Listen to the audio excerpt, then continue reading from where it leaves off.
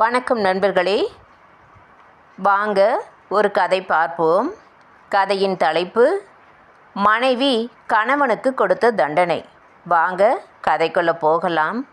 ஒரு நாள் வேலை முடித்துக்கொண்டு வீட்டிற்கு வரும்போது பீச்சில் யாரோ ஒரு பெண்ணை கட்டிப்பிடித்து கொண்டு சென்ற கணவனை பார்த்ததும் மனம் அடித்து கொண்டது. அம்மா, அந்த ஆளு கூட வாழவே முடியாது. என்னோட சம்பளம் மட்டும் போதாதுன்னு இருக்கிற எல்லா லோனும் எடுத்தாச்சு. இப்போதான் ஒரு லோன் முடிஞ்சது, திரும்பவும் எடுக்கணும்னு ஒரே ரகலை. நீங்கள் எனக்கு போட்ட நகையும் வேணுமுன்னா எப்படிம்மா? அப்படி சொல்லாத வித்யா. குடும்பம்னா முன்ன பின்ன இருக்கும், எல்லாத்தையும் அனுசரித்து தான் போகணும். அதுதான் பொண்ணுக்கு அழகு. அப்படி ஒன்றும் அழகாக தெரிய வேண்டாம் என்றவளை எப்படி இவளுக்கு புரிய வைப்பது என்று குழம்பினாள் வித்யாவின் தாய். அன்று சாயந்தரம் மகளுக்கு வேண்டிய பொடி வகைகள், இனிப்பு, காரம் என்று ஒரு மூட்டையை தயார் செய்து அவளின் வீட்டிற்கே அனுப்பி வைத்தார்கள் அவளின் பெற்றோர்கள். என்ன, போன வேகத்தில் இன்றைக்கே வந்துட்ட, எல்லாம் கட்டி கொடுத்து விட்டாங்களா என்று இலக்காரமாக கேட்ட மாமியாரையும், இப்படித்தான் திரும்பி வரும் என்று எனக்கு தெரியும் என்ற எண்ணத்தை பிரதிபலிக்கும் முகமாய் இருந்த கணவனை பார்த்து மனம் கனத்தது. என்ன கேட்டுட்டான் என் பையன்? அவனோட தங்கைக்கு கல்யாணம் செய்ய வேண்டிய கடமை உங்களுக்கு தானே.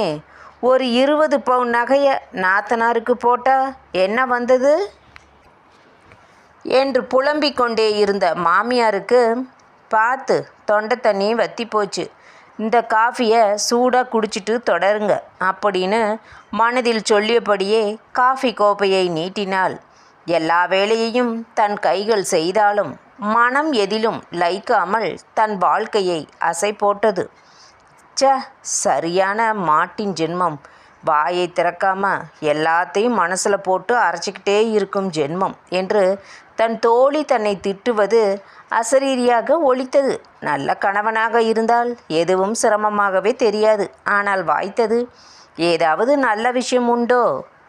தான் ஆண் என்ற கர்வம், பெண் என்பவள் அவன் வேண்டும்போது அனுபவிக்கும் சதை பிண்டம். கண்டிப்பாக என் மகளுக்கு இது போன்ற வரனை நான் பார்க்க மாட்டேன் என்று மௌனமாகவே தன் வாழ்வின் சங்கீதத்திற்கு ஏற்றாற்போல் பிடில் வாசித்து கொண்டிருந்தது. பெண் பார்க்க வந்த சம்பவம் மனதில் ஓடியது. மாப்பிள்ளை பெரிய கம்பெனியில் நல்ல உத்தியோகம், கை நிறைய சம்பளம், கம்பெனியை வீடும் காரும் கொடுத்துருக்கு. ஒரே தங்க இப்போ ஸ்கூலில் படிச்சிட்ருக்கா. அவங்க அப்பா 2 வருஷம் முன்னதான் இறந்து விட்டார் என்ற நீளமான பட்டியலும் வந்தவர்கள் நடந்து கொண்ட விதமும் மாப்பிள்ளையின் அழகும் திருமணத்திற்கு சரி சொல்ல வைத்தது. மாப்பிள்ளையுடன் தனித்து பேசும் சந்தர்ப்பத்திலும், என்ன வித்யா, என்னை கண்டிப்பாக பிடிச்சிருக்குன்னு நினைக்கிறேன். எங்கள் அம்மா அப்பா எங்களை கஷ்டப்பட்டு வளர்த்தாங்க. கடைசி வரைக்கும் நம்ம தான் அம்மாவை பார்த்துக்கணும். என்னோட தங்கைக்கு நல்ல இடத்துல கல்யாணம் முடிக்கணும். அதுக்கப்புறம் நீ தான் சொல்லணும், உன்னோட வேலை எப்படி போகுது, சீக்கிரமே ப்ரமோஷன் இருக்குன்னு அப்படின்னு சொன்னாங்க. அதுவும் கூட நல்லது தான்.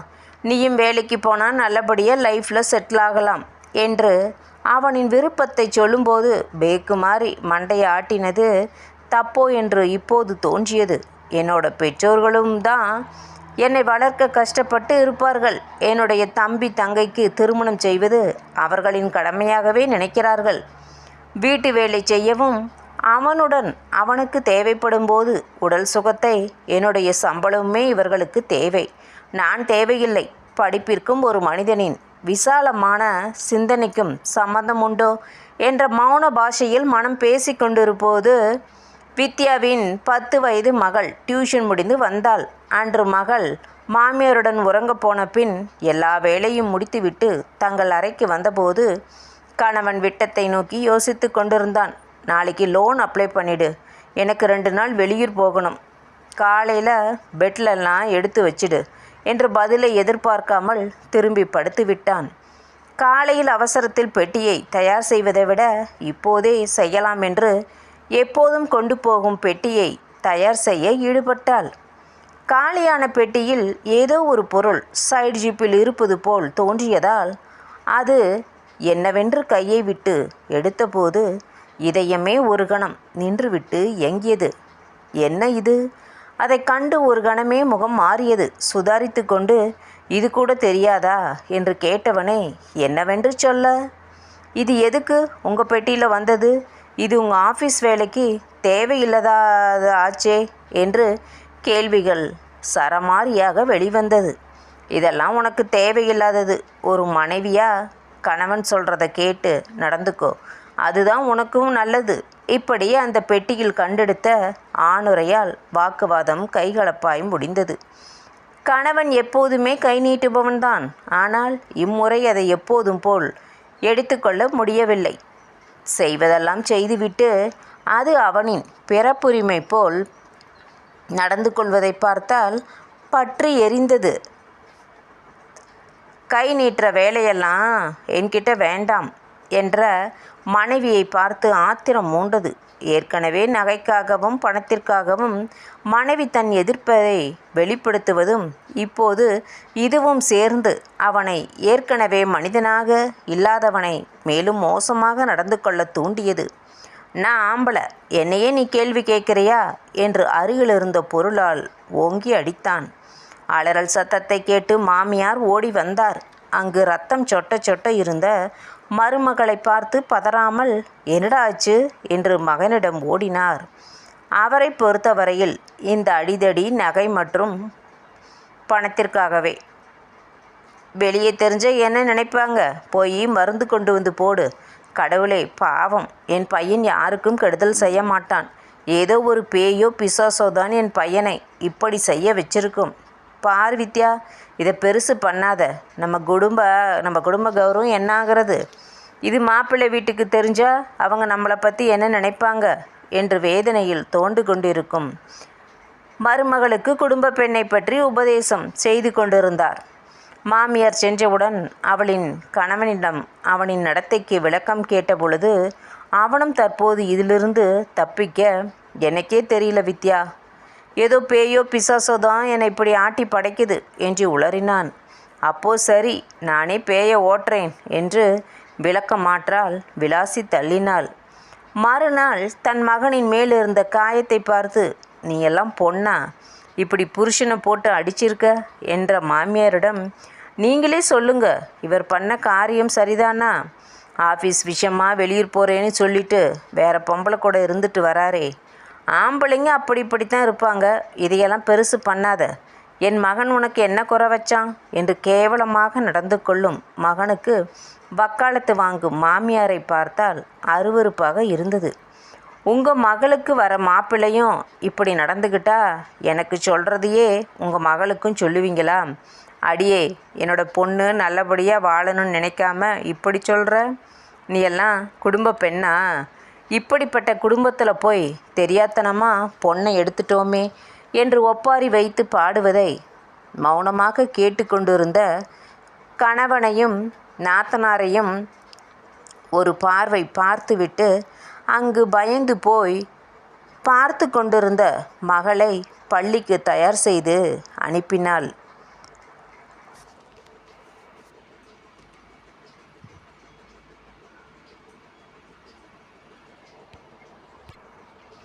வசந்தா, வீட்டில் நடந்த எதை பற்றியும் யோசித்து வருத்தப்படாத.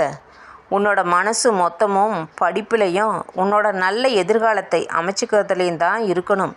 உனக்கு பக்கபலமாக அம்மா இருப்பேன் என்று மகளை தெளிவுபடுத்தி அனுப்பி வைத்தாள்.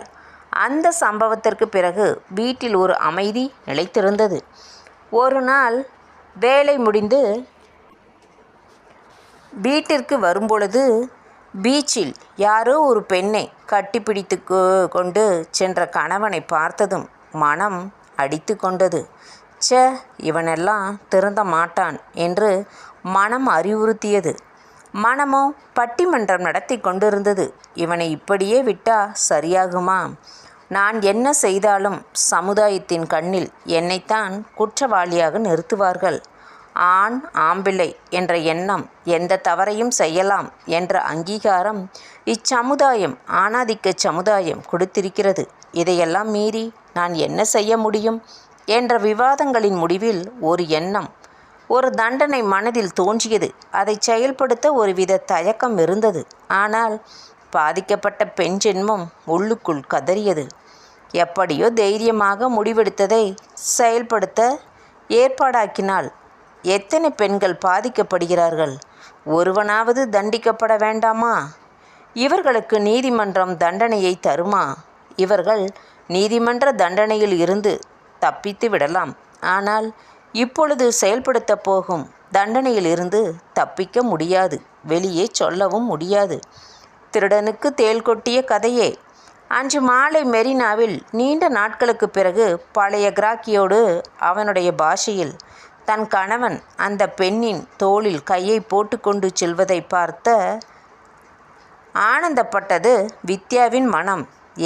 வா, அந்த லாட்ஜுக்கே போகலாம் அன்னைக்கு மாதிரி என்று அழைத்தவனே, இப்போவே வேண்டாம், கொஞ்ச நேரம் இந்த பீச்சில் காற்று வாங்கிட்டு அப்புறம் போகலாம், இப்போ வாங்க அந்த பக்கமாக போகலாம் என்று மறைவான இடத்திற்கு அழைத்து சென்றாள்.